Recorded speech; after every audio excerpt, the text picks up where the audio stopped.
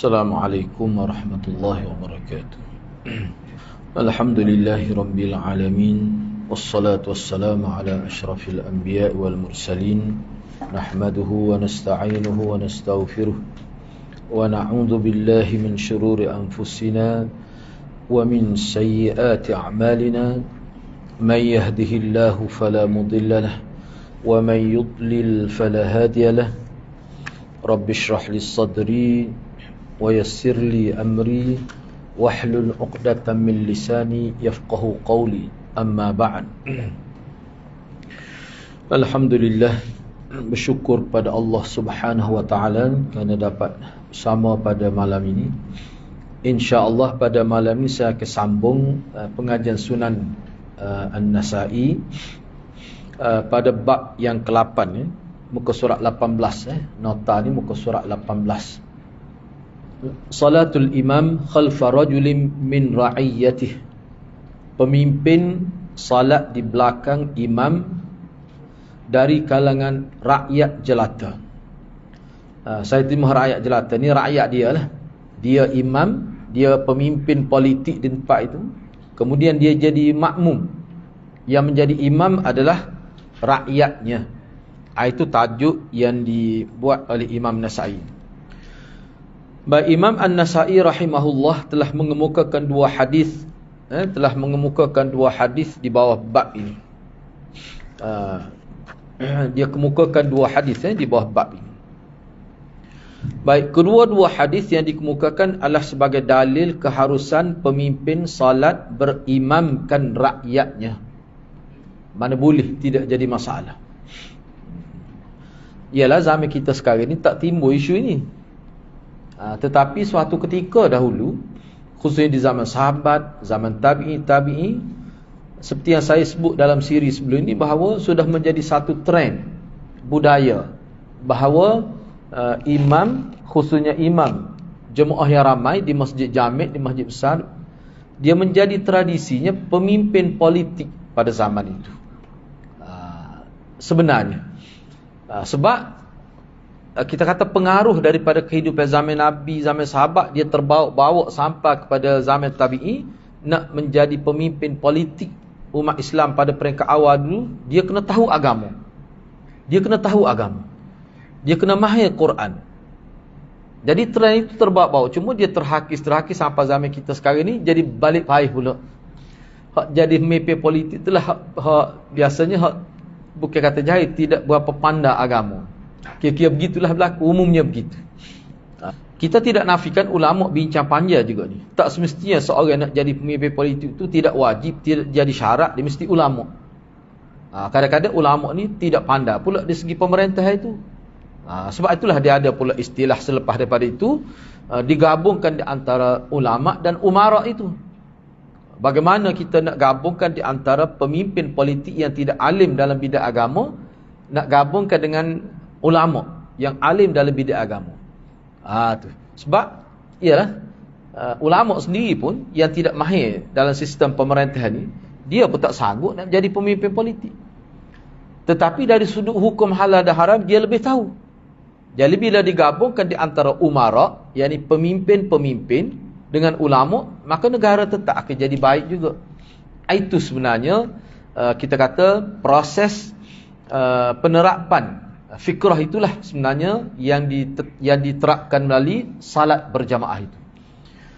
Sebab itulah Imam Nasa'i buat tajuk supaya tidak timbul rasa syak, tidak timbul rasa was-was bahawa boleh, walaupun asalnya tidak begitu. Mana seorang pemimpin politik walaupun dia alim dalam bidang agama dan juga dalam bidang pemerintahan, tak semestinya dia boleh wakil ke orang lain, dia boleh izin ke orang lain, dan boleh orang lain jadi imam salat. Walaupun itu kira-kiranya bercanggah dengan tradisi lah, tapi boleh. Sah, tidak jadi masalah. Mana dalilnya? Di sini dikemukakan dua riwayat. Riwayat pertama iaitu riwayat 786. Wa bihi qala akhbarana Ali bin Hujr qala hadatsana Ismail qala hadatsana Humaid an Anas qala akhiru salatin sallaha Rasulullah sallallahu alaihi wasallam ma'al qaum salla fi thawbin wahid mutawahhishan khalfa Abi Bakr. Imam Nasa'i dengan sanad yang telah meriwayatkan hadis ini daripada Anas bin Malik. Beliau telah berkata, salat terakhir yang dilaksanakan oleh Rasulullah sallallahu alaihi wasallam bersama orang ramai adalah salat di belakang Abu Bakar dalam satu pakaian dan dalam keadaan mutawasyih. Mutawasyih ni di bawah tu ada sebut kan. Jadi melalui riwayat ini Anas menyebutkan bahawa salat terakhir. Apa maksud salat terakhir tu? Salat terakhir tu maksudnya salat sebelum Nabi meninggal dunia. Yang dilaksanakan oleh Nabi adalah salat dia menjadi makmum kepada Sayyidina Abu Bakar. Itu tajuk yang itulah dia punya teks ini. Poin daripada teks hadis ini dengan tajuk tu, maknanya Nabi salat di belakang Sayyidina Abu Bakar. Mana Sayyidina Abu Bakar? Kira rakyat dia Sayyidina Abu Bakar. Memang pemimpin juga, tetapi kuku mana tentu dah lebih Nabi. Ada. Ni waktu ni Nabi sakit. Nabi dalam satu pakaian. Sebab dia daripada dia terlantar, dia bangun pergi salat. Dipapah oleh beberapa orang sahabat. Mutawasyih tu cuba tengok. Pakaian atau sehelai kain berkenaan hendaklah diambil kedua hujungnya lalu diikat pada bahagian tengkuk agar tidak terdedah bahagian aurat ketika rukuk dan sujud. Itu makna mutawasyih. Dan mutawasyih ni kita telah sebut dalam sesi sebelum ni pun dah sebut dah. Baik. Perbincangan dan pedoman hadis. Yang pertama, hadis Anas radhiyallahu anhu adalah sahih. Baik, yang kedua, diperjelaskan dalam riwayat Aisyah radhiyallahu anha, salat yang dimaksudkan adalah salat zuhur. Namun, kenyataan ini dilihat bercanggah dengan hadis Ummul Fadl yang diriwayatkan oleh Syaikhan. Yang diriwayatkan tu tertinggal di. Yang diriwayatkan oleh Syaikhan dan orang lain yang menyebutkan salat terakhir Rasulullah sallallahu alaihi wasallam adalah salat maghrib. Tu nampak ada bercanggah tu. Adakah kenyataan ini benar-benar bercanggah ataupun masih boleh dikompromikan, yakni dijamakkan supaya tidak nampak bercanggah itu? Para ulama menjelaskan kedua-dua maklumat ini tidaklah bercanggah, bahkan ia berlaku dalam dua situasi. Riwayat Anas yang menyebutkan salat terakhir Rasulullah sallallahu alaihi wasallam di Masjid Madinah, manakala riwayat Ummul Fadl adalah salat terakhir Rasulullah semasa di rumah. Tu. Jadi tidak bercanggah.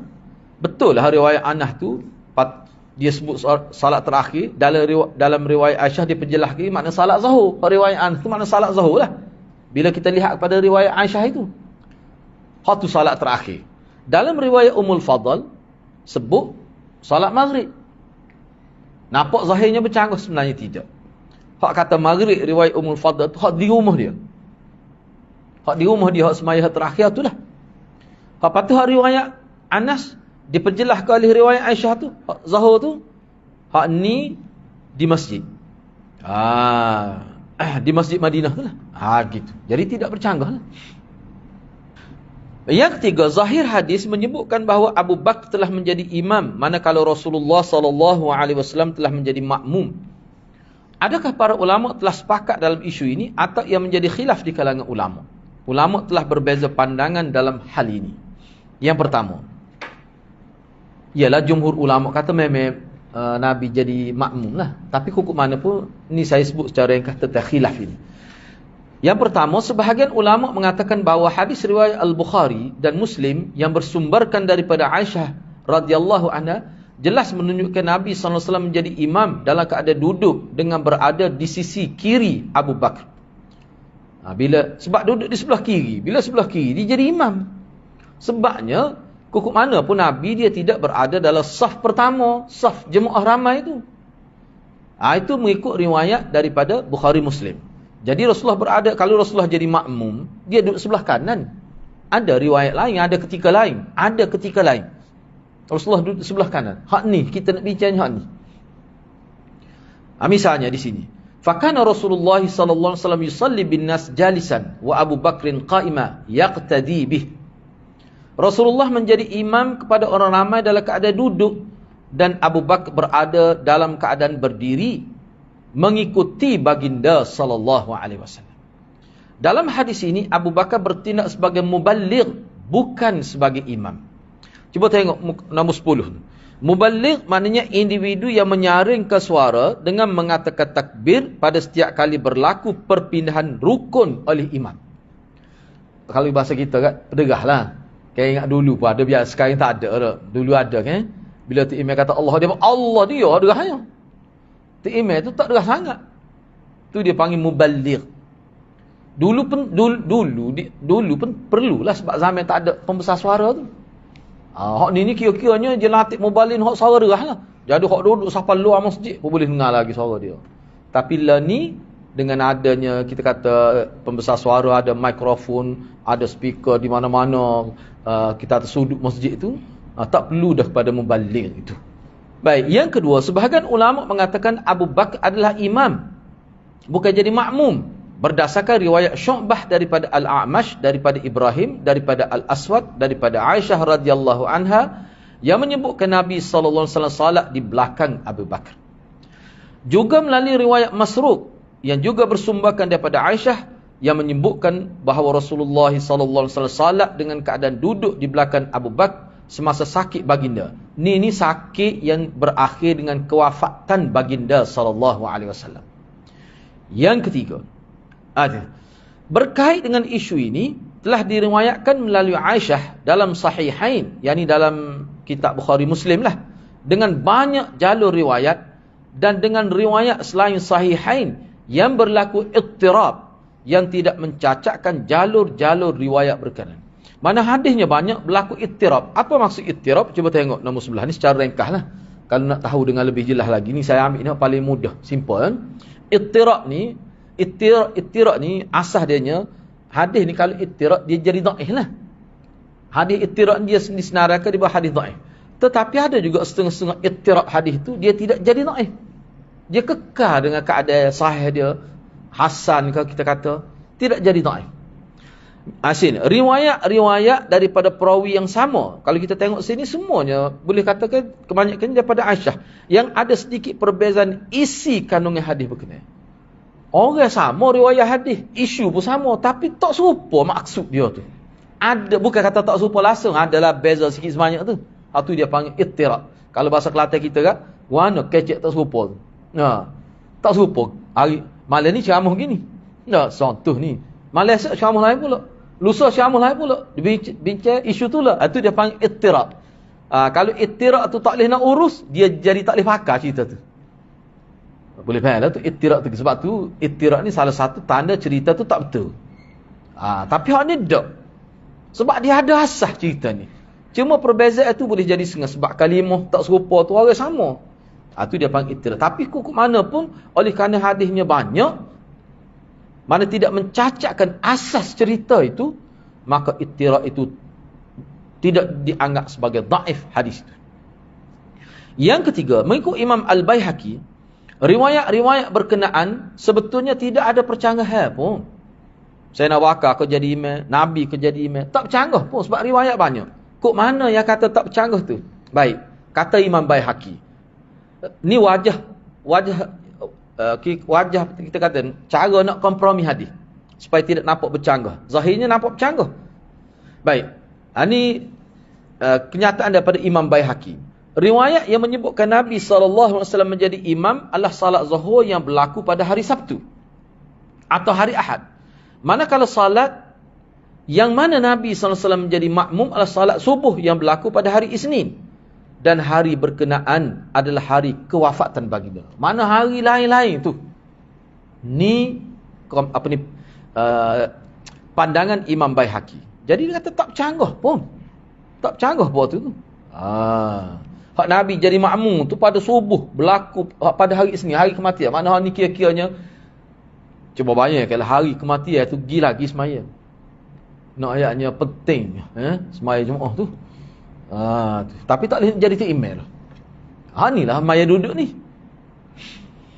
Cuba bayangkan perasaan Sayyidina Bakar, perasaan sahabat tengok Nabi lagu tu. Sebab tu ramai sahabat ni dia lekak molek sebab dia tengok ketua pemimpin negara tu begitu. Baik. Tak apalah. Jadi maknanya perkara ini termasuk perkara yang khilaf ulama. Tapi kalau kita tengok cara setengah ulama, dia kata tak ada khilaf pun. Baik, sabit ke tidak Sayyidina Bakar jadi tu imam? Sabit. Sabit. Bahkan tak ada sah pun kita jumpa riwayat kata orang lain jadi imam, Nabi jadi makmum. Tak ada. Saya nak pakai. Ini kelebihan. Hak tu lah jadi sahabat lain perik. Sebab tu perik ke ni. Kita kecek Kelantan ada perik. Bila Nabi wafat, perik orang lain. Tak boleh dia tu. Kena saya nak pakai juga. Jadi khalifah. Sebab apa? Tengok pada semaya tu lah. Tengok pada semaya tu. Hari Isnin, hari dia mati tu. Hari dia wafat tu. Saya nak pakai jadi imam. Tengok situ pada dah. Lepas tu cerita saya Umar jadi imam. Nabi taksir. Nabi taksir kan. Saya Umar kata aku tak naik dah lepas ni. Selagi saya nak pakai ada. Sebab saya Umar dia pahal sangat tu. Kelebihan saya nak pakai tu. Kalau bahasa Kelantan kita kan jadi perik orang lain gitu. Nabi tak ayat saya nak bakar kena jadi khalifah ganti dia, tapi dia tegah dalam semaya. Dia pertegah ke dalam semaya. Sebab tu setengah-setengah ulama kata walaupun Nabi tak sebut tapi seperti sebut. Walaupun Nabi tidak menamakan saya nak bakar sebagai pengganti dia, tapi cara Nabi urus solat di akhir hayat dia seolah-olah itu isyarat yang sangat jelas bahawa aku nak saya nak bakar. Sebab solat-solat ni kayak jemaah ni kayak dia cermin kepada pemerintahan, riasah itu. Baik. Seterusnya kita pergi pada hadis yang kedua di bawah tajuk yang sama. Hadis 786 kan. 786. Buat 786 ni bahaya kalau sebut kan. Hadis 786 kan. Wa bi qala akhbarana Muhammad bin al-Muthanna qala hadatsana Bakr bin Isa sahibul Basri qala sami'tu Syu'bah yadhkur an Nu'aim bin Abi Hind an Abi Wa'il an Masruq an Aisyah radhiyallahu anha anna Abu Bakr shalla lin-nas wa Rasulullah sallallahu alaihi wasallam fi as-saff. Imam Nasa'i dengan sanadnya telah meriwayatkan hadis ini daripada Aisyah radhiyallahu anha bahawa Abu Bakr salat menjadi imam pada orang ramai dan Rasulullah sallallahu alaihi wasallam berada pada saf. Boleh dikatakan kalau kita tengok dalam syarah hadis, maksud Nabi berada dalam saf tu maknanya sebagai makmum. Sebagai makmum. Itu maksud dia. Hadis Aisyah radhiyallahu anha ni, hadis ni sahih. Hadis ini dikemukakan oleh Imam An-Nasa'i sebagai menyatakan Nabi sallallahu alaihi wasallam telah menjadi makmum dan imam adalah Abu Bakr dan ia ada menyamai kehendak tajuk yang dibuat oleh Imam Nasa'i, iaitu pemimpin menjadi makmum kepada rakyatnya. Dia ambil situlah orang panggil istinbat. Fiqh hadis ni hatulah dalam tajuk Imam Nasa'i itulah. Itu fiqh hadis. Itu maksud dia. Jadi hadis ni pun sebenarnya sama dengan perbincangan tadi ya. Maknanya tidak menjadi masalah lah. Tidak menjadi masalah. Dia kita kena ingatlah nak jadi imam ni kenapa penting sangat. Siapa ada hadis begitu banyak, ada bab begitu banyak. Sebab nak jadi imam ni dia menjadi satu sebab besar juga ketenangan makmum itu. Ni kalau imam tu banyak sangat kecacatan peribadi dia, baca tak betul, maya cepat, dia puas-puas nak at-tahiyat 3-4 kali nak jadi takmir contoh. Dia sebenarnya akan menimbulkan satu perasaan tidak senang makmum. Orang jadi walaupun tak sebut dengan mulut bahaya tak leh kau tu email lagu ni. Ingat ana sebut sebelum ni kan? Tak saya berhenti, orang suruh berhenti pun. Dia baca ayat wadduha hari Jumaat pula tu. Ana ada di masjid tu. Wadduha wal laili idza saja. Nengung kita dengar. Siapa habis? Moga dia rima sama tu ayat surah tu. Saja tu siapa ni harakat. Habis. Dapat jik habis sampai akhir. Kita pendengar kata ada apa lah tu iman ni. Minggu pergi pula. Baca gitu juga 2 kali turut-turut. Yalah kita tanya kena adalah kenal kita kata tak tegar kata iman. Dia tak tegar dah. Tu iman kata dia ngaji tu dia tak tegar tu. Betul dah. Dia kata dia mengajar Quran lama. Noyaknya tu ada setengah-setengah orang tu nak macam mana. Akhir sekali campur tangan pihak mic. Campur tangan pihak mic. Bapa jadi gitu tu? Sebab nampak sangat kesan daripada tu yang diberitahu pada saya lah. Maknanya lebih 1/3 lah tak ada Jumaat. Orang pergi semayang lain. Orang kita ni jahil-jahil bab Quran pun tak baca gitu. Tak ada orang baca gitu. Lakuk idha tu panjang tumor. Padahal tu mak gapo dia tu. Allah, siapa tak benda basic, benda basic. Memanglah kalau kita nak nilai dari segi itu, mana tidak jadi batas maya tu. Sebab mak ni dia tidak mak ni kalau salah mak asli, kalau hilang terus mak tu tak ada mak langsung, jadi qasab, hatu baru tak boleh. Jadi tak ada. Tak ada langsung, jadi hilang huruf. Tu baru jadi batas maya kesalahan besar. Mana kalau mak patut jadi terlebih harakat. Tu memang ulama kata tak batas. Cuma setengah ulama kata kalau jadi panjang, jadi cacat baca Al-Quran, tu boleh jadi rosak juga. Terkejut orang tu, tak je dengar tu. Tapi gitulah kelemahan akal sahabat tu tak boleh tu. Kalau nak jadi dia kena betul balik. Cuma dia ni bagus, dia urus masjid ni, dia rajin cari duit. Tu orang lain tak nak buat. Cuma dia ada kelemahan sudut tu. Jadi kalau betul tu beres dia. Tapi nyawa kerah pedal. Jadi tak boleh. Tapi kukuk mana pun makmum sebut pada saya, Allah dia kata tu imam kita ni kalau dia baiki hak ni baiki baca Quran ni, baik hak lain tu bak lembu kapan dia boleh selesai lagi? Bisa dia. Dia nak meleh lembu hak lepas. Tak ada lepas tu lembu. Semua jadi ada tuai lembu. Dia istihar Jumaat.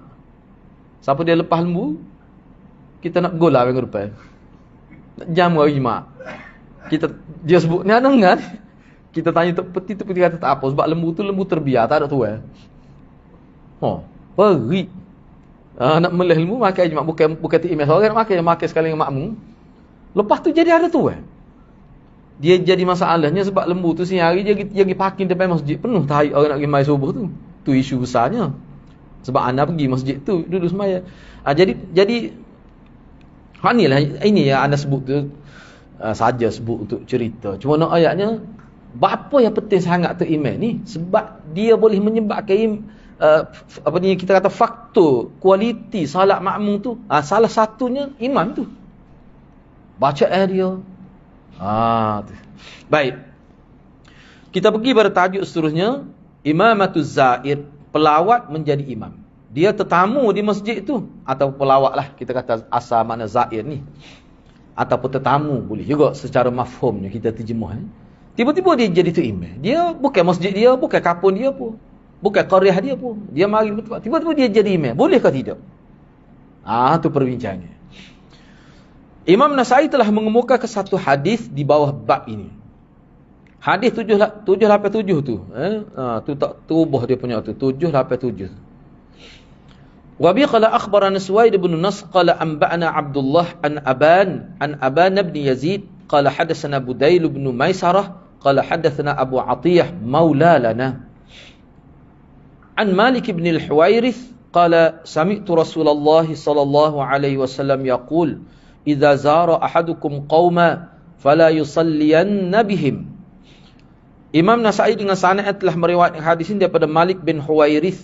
Beliau telah berkata, saya telah mendengar Rasulullah sallallahu alaihi wasallam berkata, tu bersabdalah maksudnya.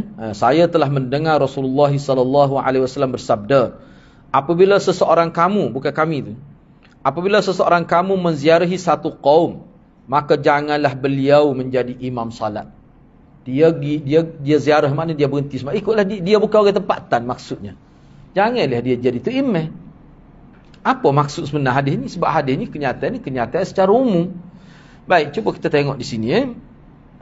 Tu saya kecil segitu. Saja nak tengok.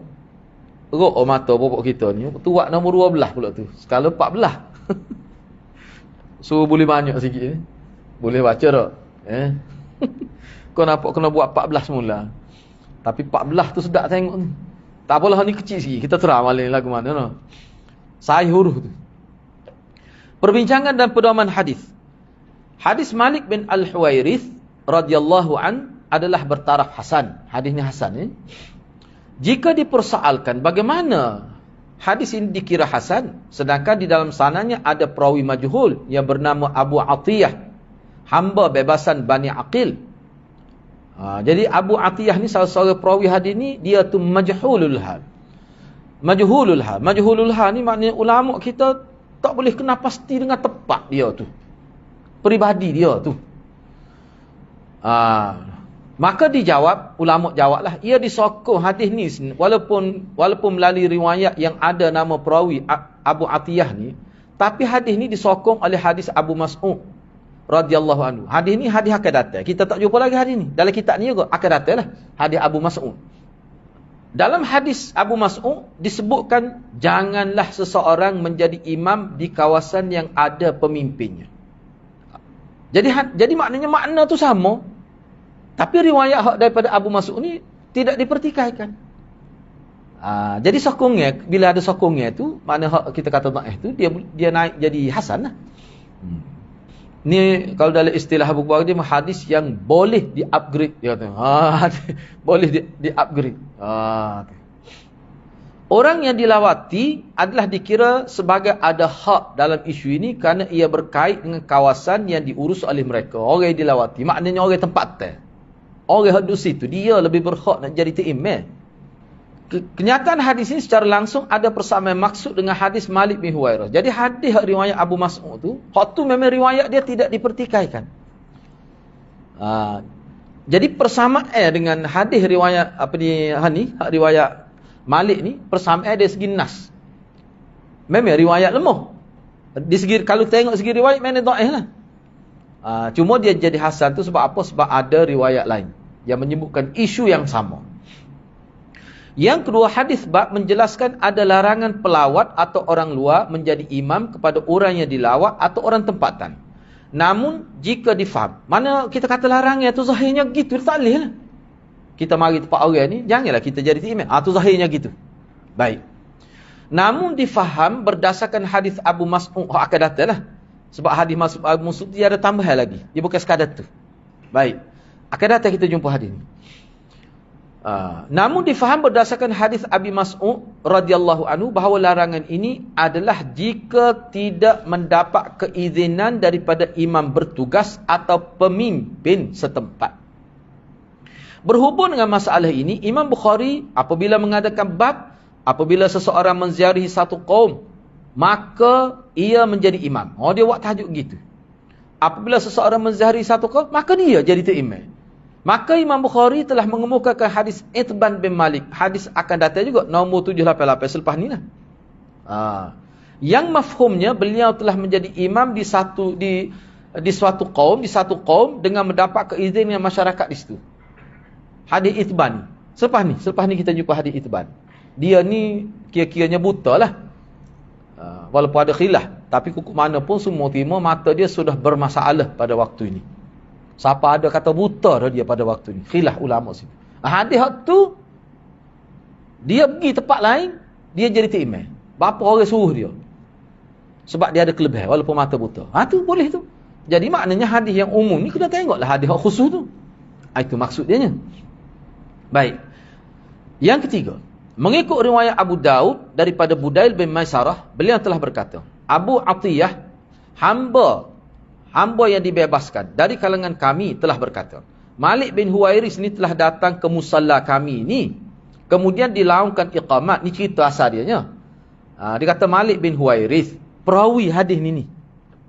Dia mari ke musalla kami, kemudian dilaungkan iqamat, lalu dipersilakan beliau jadi imam. Orang suruh dia jadi imamnya. Maka dia sahabat. Beliau pun kata, tampilkan seseorang dari kalangan kamu sebagai imam. Aku akan ceritakan kepada kamu kenapa aku enggan menjadi imam kepada kamu. Apa aku tak jadi imam? Pandai aku nak cerita. Beliau berkata, saya telah mendengar Rasulullah sallallahu alaihi wasallam bersabda, sesiapa yang menziarahi satu kaum ataupun sesuatu kaum, satu kaum lah maksudnya, silap tu, maka janganlah beliau menjadi imam, dan hendaklah salah seorang dari kalangan mereka, yakni orang tempatan, yang menjadi imam. Kerana sebab ni lah, Pak Nabi kata siapa dia pergi ziarah satu kaum, dia jangan dia jadi imam. Suruh pokok tu lah orang tempatan tu jadi imam. Sebab tu aku tak say tu.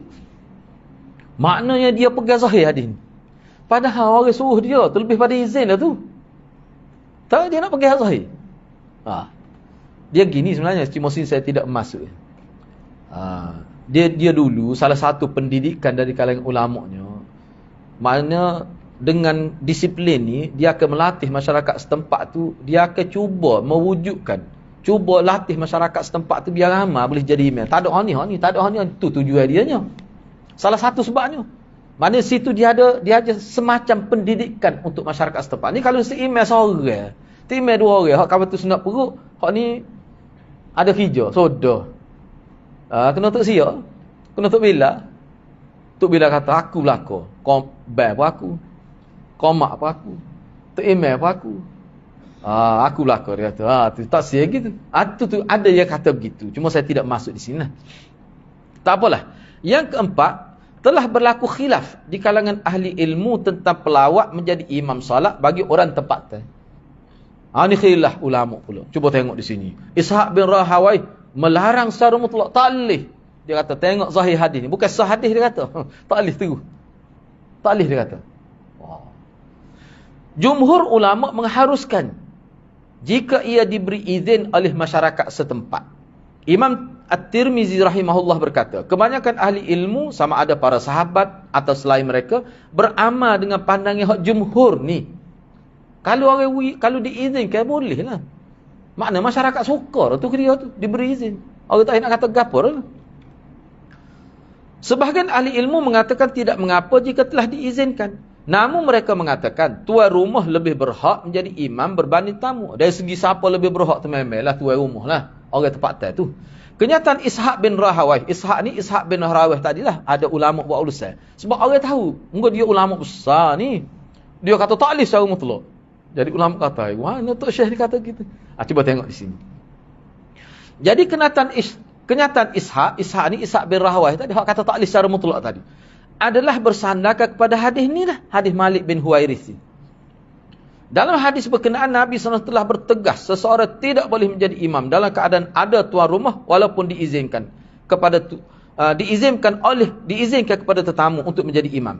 Beliau menyebutkan lagi, demikian juga di masjid, tetamu tidak boleh menjadi imam kepada orang tempatan. Dalam hal ini Nabi SAW telah berkata, hendaklah, dia kata tengok lam tu. Dia kata lam tu, kalau kita belajar bahasa apa ni lam tu, lam amar ghaib dia panggil. Lam amar ghaib. Hendaklah seseorang kamu secara umum. Dia masuk pada fi'il mudhari', fi'il mudhari' ghaib itu. Tapi kok mana pun walaupun ghaib, amar ghaib tetap ada perintah tu. Bila kata perintah, mana tegas tu. Dikira gitu. Hendaklah salah seorang dari kalangan mereka, yakni orang tempatan menjadi imam. Baik, jika dilihat pada riwayat Abu Mas'ud akan datanglah jelas menyebutkan melainkan dengan izinnya. Jadi Ishaq bin Rahawai tak pakar ni, dia tak tengok. Dia tengok hadis Malik bin Huwairith tu. Dia tak tengok hadis Abi Mas'ud ni. Sebabnya Imam Nasai ni salah seorang tokoh hadis, tokoh fuqaha dia juga ni. Dia kata boleh. Jangan kita tengok sah hadis, tengoklah banyak hadis. Begitu. Sebab itulah kalau kita perhatikan, sebelum ni pun saya sebut sudah acak kali. Kalau berlaku pertemuan pendapat ni, kalau kita tengok jumhur ulama ni, dia lebih ringan dan lebih menepatilah, lebih sesuai dengan zaman. Baik. Oleh yang demikian, perlu dirujuk nas umum kepada yang khusus. Riwayat yang khusus menjadi qaid kepada riwayat umum yang menyebutkan tidak boleh seseorang menjadi imam di dalam kawasan kekuasaan seseorang pemimpin, dan riwayat yang menyebutkan janganlah engkau duduk pada tempat yang telah dikhusus kepada orang tertentu. Ini kenyataan umum. Ini adalah pegangan sekumpulan besar para imam usul, dan inilah juga yang menjadi pegangan Imam Asy-Syafi'i dan Imam Ahmad rahimahumallah. Baik, maknanya dah kita betul lah ada umum tak boleh. Tapi hadis-hadis lain tu jelas sebut kecuali dengan izin. Pakallah tu. Jadi hak tak boleh tadi kalau tak ada keizin ni, hak tak boleh tu. Kita bincang dah sebelum ni panjang lebar kita bincang apa yang tak bui tu, apa tak bui tu. Ada sebab dia lah. Tu. Gitu Kita bincang dah tu. Baik, sekarang ni kita masuk pada bab seterusnya. Bab imamatul a'ma. Orang buta jadi imam pula. Orang buta jadi imam.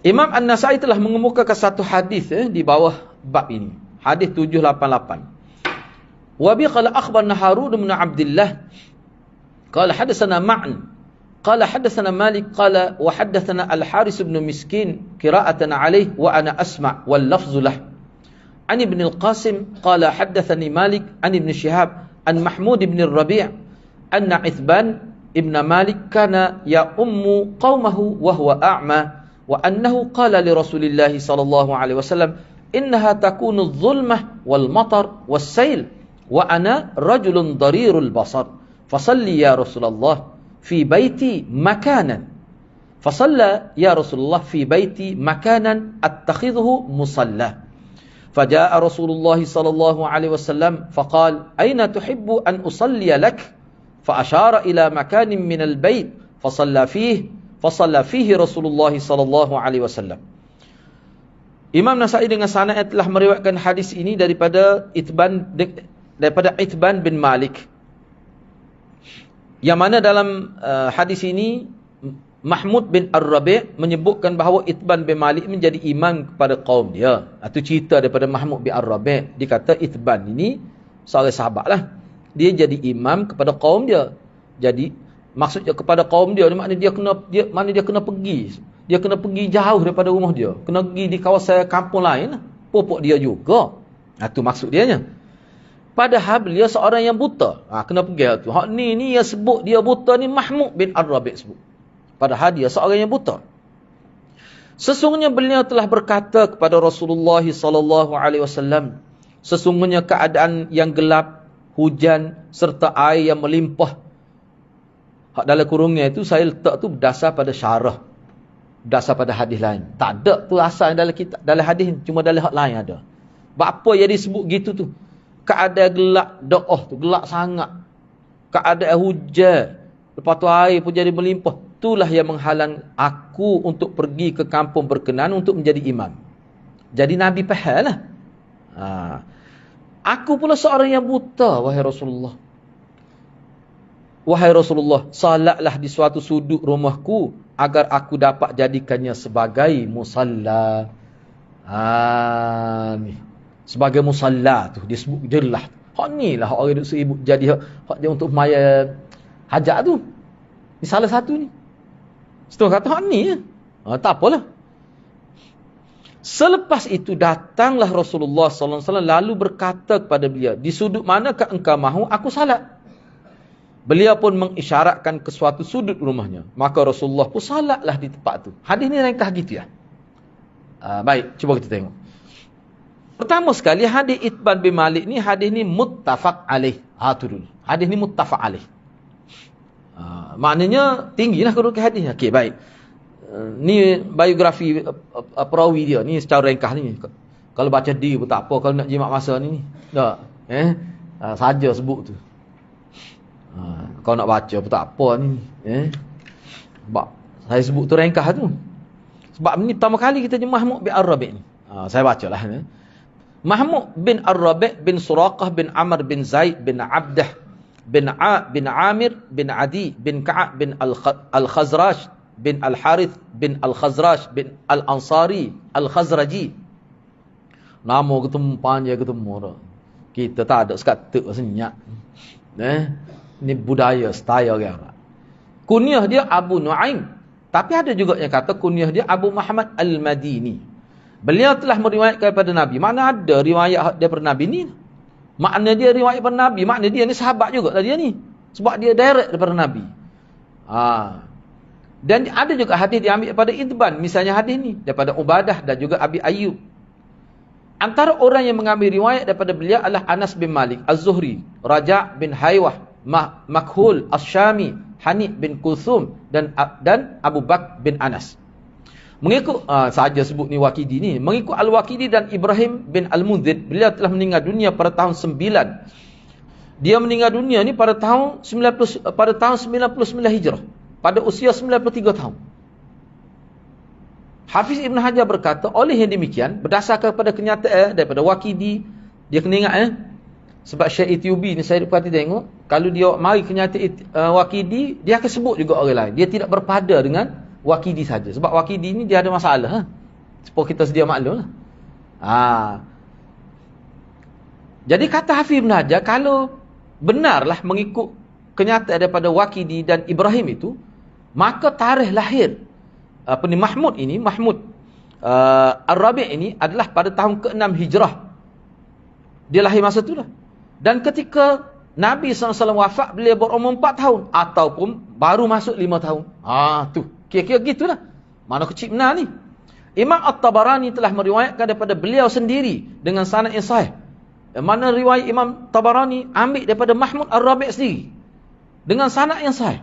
Bahawa beliau ada sebut. Dia kata masa Nabi wafat tu saya umur 5 tahun. Dia sebut. Masa Nabi wafat saya umur 5 tahun. Ni kelebihan lah kita kata, kelebihan dalam dunia ilmu Islam ni kan. Dia cara habis bab-bab benda-benda lagu ni. Tak ada dalam disiplin ilmu orang lain siapa genimo. Boleh kena pasti genimo.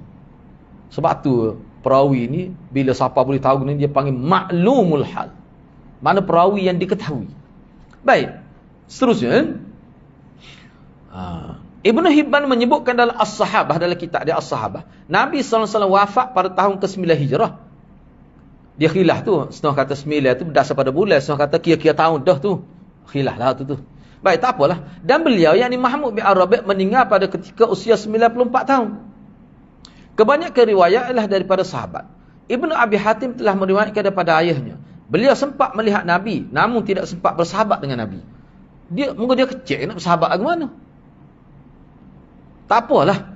Kata Al-Ijli, beliau seorang thiqah dari kalangan kibar tabi'in. Dan ramai orang mengambil riwayat daripada beliau. Sebab Al-Ijli ni salah seorang yang berpegang kepada pendapat yang mengatakan Mahmud bin Ar-Rabi' ini bukan sahabat. Sebab dia kecil saja. Dia tak ada. Dia tak ada nak kahwin, tak ada nak ambil gapo pun dengan Nabi. Baik, tak apalah. Sebahagian ulama berpendapat bahawa yang sahih, beliau ni adalah sahabat kecil. Sebab ada dia ingat. Cuba tengok Malik. Jadi sebahagian ulama kata dia ni dah ni lah sebenarnya kebanyakan ulama pegang selepas tu nya. Dia ni sahabat, cuma sahabat kecil. Kenyataan ini berdasar kepada riwayat yang dikeluarkan oleh Imam Bukhari dalam sahihnya yang menyebutkan Nabi SAW telah menyembur air dari mulutnya ke muka Mahmud Ar-Rabi'. Pada ketika itu beliau berumur 5 tahun. Ini adalah bentuk gurauan dan kemesraan Nabi SAW dengan kanak-kanak. Setengah riwayat sebut, dia bukan sembuh saja tu, dia berdoa. Dia duk main muka itu kecil, air dalam mulut, dia sembuh, dia buat gitu. Kena muka tu, sokalah budak-budaknya. Dia mesra dengan budak-budak. Masa ni Mahmud Ar-Rabi'. Air bertuah tu kena sembuh, air muka, air keluar daripada mulut Nabi tu. Tu bukan main-main tu. Ni termasuk manaqib Mahmud bin Ar-Rabi' ni. Ni jelas ni. Tidak sahabat mana tu. Sebab itulah pendapat saya kata, tak, dia ni sahabat kecil. Sebab ada kata dia umur 9 tahun, okay? Maksud dia ingat dah masa tu. Dia ingat. Baik. Tak apalah, kuku mana khilaf lah. Yang kedua, Itban bin Malik bin Amr bin Al-Ijlan bin Zaid bin Ghanam, bukan tasdid bin Ghanam bin Salim bin Auf bin Amr bin Auf bin Al-Khazraj. 2 kali Auf tu. Dia ulang. Biasa orang Arab gitu. Dia, anak dia pun nama ayah dia. Biasa orang Arab gitu. Misalnya sini lah. Saya pun tengok betul kali, takut salah. Pergi rujuk pula dalam kitab lain. Takut salah. Tak boleh kira dalam kitab ni. Biasa kita jumpa salah. Pergi tengok dalam kitab lain. Tengok, memang betul lah. Auf bin Amr bin Auf bin Khazraj Al-Ansari As-Sulami Al-Badri. Darjah kebesaran. Badri ini terlibat dalam peperangan Badar. Beliau telah meriwayatkan daripada Nabi SAW. Itban bin Malik ni, orang yang telah meriwayatkan daripada beliau adalah Anas, Mahmud bin Ar-Rabi' tadi, Husain bin Muhammad As-Sulami dan Abu Bakr bin Anas bin Malik. Ibnu Abdiddar telah berkata, Ibnu Ishaq tidak memasukkan Itban dalam senara ahli Badar. Namun orang lain menyenaraikan Itban sebagai ahli Badar. Hak betulnya dia ahli Badar. Beliau telah wafat pada zaman pemerintahan Muawiyah bin Abi Sufyan. Ibnu Sa'ad telah menyebutkan Nabi SAW telah mempersaudarakan beliau dengan Umar bin Al-Khattab radhiyallahu. Mana dia ni sebab dia ni orang Ansar, bukan orang Muhajirin. Dia dipersaudarakan dengan Sayyidina Umar. Dia ni Itban ini. Baik, cuba kita tengok. Bagus juga molek juga kita tahu ni. Nah, sebelum kita bincang poin yang sebenarnya, kita nak tahu tentang peribadi dia. Nombor 3. Sebab kalau kita tengok dalam hadis ni ke, jelas sebut Mahmud Ar-Rabi' kata Itban ni buta mata. Masalahnya banyak riwayat, lebih banyak riwayat lagi kata dia ni tak buta lagi. Sebab tu saya buat tajuk di sini, apakah Itban bin Malik seorang yang benar-benar buta atau hampir buta atau penglihatannya samar? Penglihatan jadi tidak jelas, kabur. Para ulama mempunyai pandangannya berbeza dalam isu ini kerana ada beberapa riwayat berbeza yang menyebutkan keadaan Itban ini. Misalnya, yang pertama, beliau memang seorang yang buta. Mana riwayat? Hadis ni lah, hadis yang kita baca.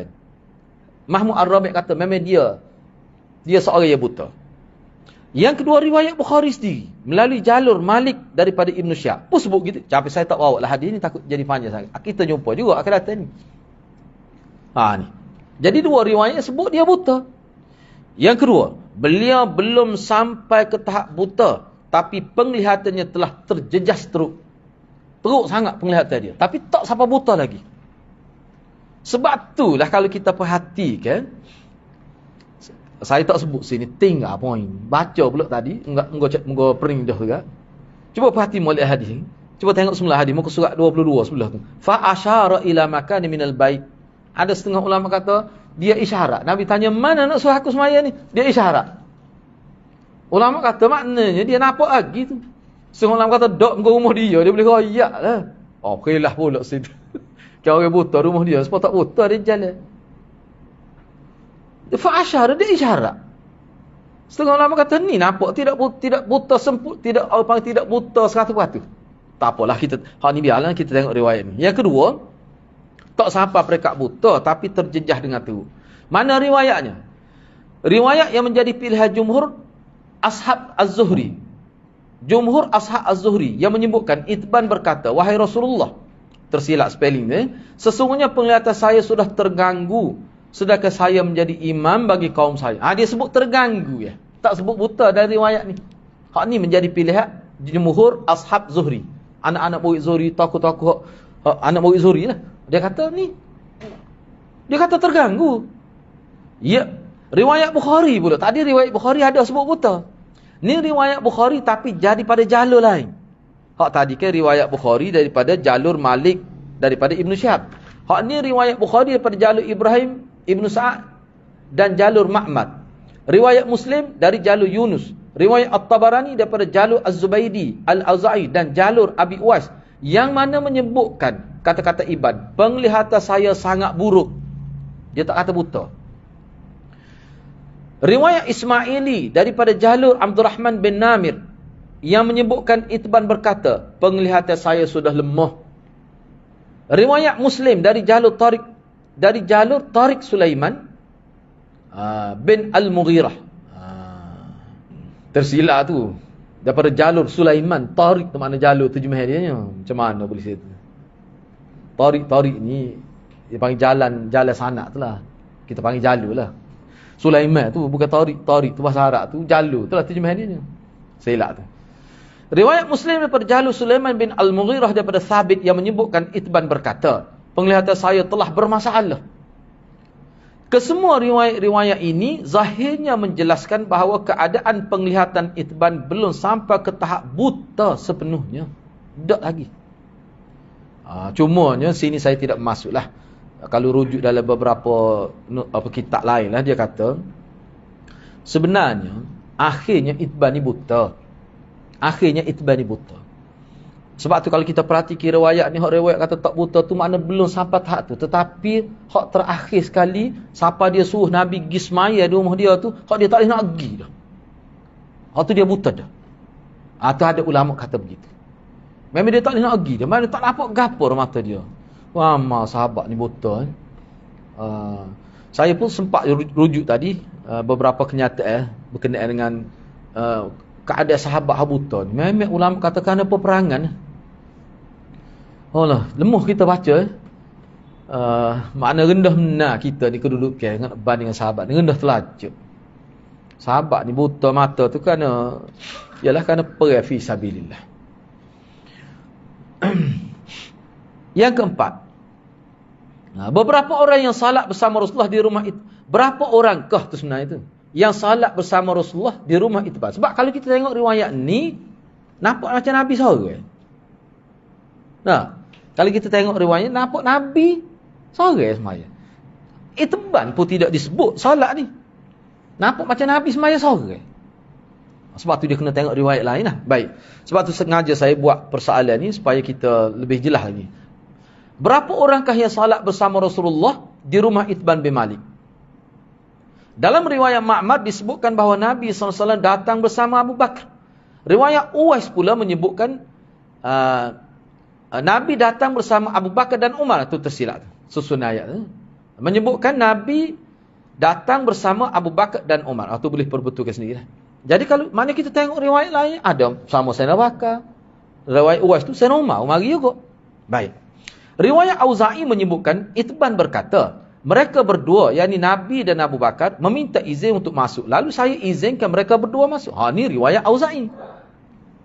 Riwayat Muslim daripada Jalur Anas daripada Itban, beliau menyebutkan, beliau SAW datang kepadaku dan juga beberapa orang sahabatnya menurut yang dikehendaki oleh Allah. Dia tak ingat. Ulama kata dia tak ingat apa-apa orang. Dia sebut begitu. Mengikut kehendak Tuhan lah. Tapi maknanya, apa maksudnya? Ulama kata bila dia kata sahabat menurut yang dikehendaki oleh Allah, maknanya beberapa orang. Itu maksud dianya. Baik. Jadi jawapannya apa? Maknanya Nabi tidak semaya seorang. Bahkan dalam riwayat lain sebut, Itban pun semaya juga.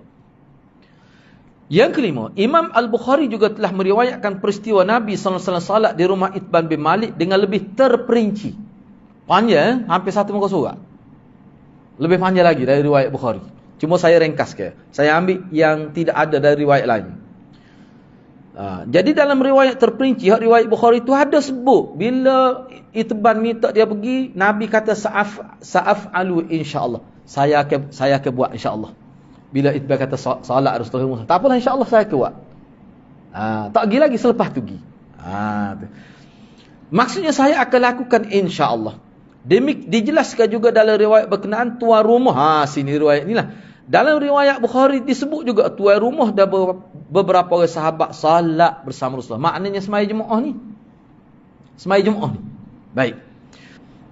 Tak apalah sebelum kita baca yang ke-6 tu. Ini menjadi dalil ni sebenarnya. Ini menjadi dalil. Inilah antara dalil yang kata ada salat hajat tetap. Walaupun tak jelas. Hajat itu bantulah. Kalau kita nak bincang panjang lah. Kata apa orang lain. Padahal kita kata Masjidul Bait ni. Musalla khusus di rumah ni. Boleh kata kebanyakan sahabat ada Sayyidina Bakar. Apa sahabat lain? Kata kita nak juga lagu tu. Pakak dia panggil Nabi. Nabi habis masa situ. Pakak dia pergi semaya rumah sahabat ramah tu. Tak ada. Ni apa? Ni berlaku atas dasar keperluan Itban itu. Sebab musalla tu bukan Masjidul Bait dia. Orang lain pergi semaya juga di rumah dia. Sebab itulah akan datang saya buat.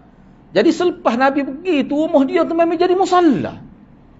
Dia tak perlu dah pergi kepada kaum dia mari kepada rumah dia untuk semaya. Lebih dekat. Sebab nak pergi ke Masjid Madinah agak jauh. Atas dasar tu. Sebab tu kalau nak buat untuk kita semaya dengan isteri kita tak payah. Sebab tu sahabat tak panggil Nabi pergi semaya rumah dia. Kalau tidak habis masa gitu. Sepuluh ayat kita habis masa dengan semaya. Kamu saya pun perasaan agak habis. Pening ayat. Ada seorang kata tengok Ana, dia kata Ana tu nak kerja pakai baju ni tak ada nak masuk pejabat hari ni. Imaya ajak saja.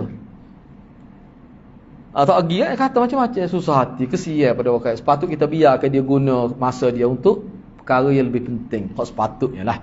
Tapi tak boleh lah. Sebab apa? Sebab rakyat ni ada kepentingan peribadi lebih pada kepentingan umat itu. Tu silap besar. Habis masa dengan begitu. Tapi setengah orang dia suka sebab dia tak ada hijau. Ada juga gitu. Macam-macam lah. Tapi Nabi ni tak habis masa sini. Baik. Walaupun dalam riwayat ni sebenarnya tidak jelas semaya hajat tu. Niat pun tidak sebut. Semaya gapo tu. Setengah ulama kata semaya sunat mutlak ni. Mutlak ni Allahu Akbar. Tak sebut semaya gapo. Dia kata hajat. Hajat itu mana tu. Itu maksud hajatnya. Ada yang kata begitu. Baik, tak apalah. Yang keenam, mengikut riwayat At-Tabarani melalui jalur Abi Uwais, permintaan Itban berlaku pada hari Jumaat. Masa dia minta Nabi itu hari Jumaat. Dan Nabi pergi rumah dia pada hari Sabtu. Ni dalam riwayat Abi Uwais, mengikut Imam Tabarani. Kesimpulan hadis ni kita bincang minggu hadapan. Setakat itulah dulu. InsyaAllah kita sambung perbincangan muka surat 24 tu pada minggu hadapan. Mudah-mudahan Allah berkati kita semua. Aku qauli hadza wa astaghfirullahal azim li wa lakum. Wassalamualaikum warahmatullahi wabarakatuh.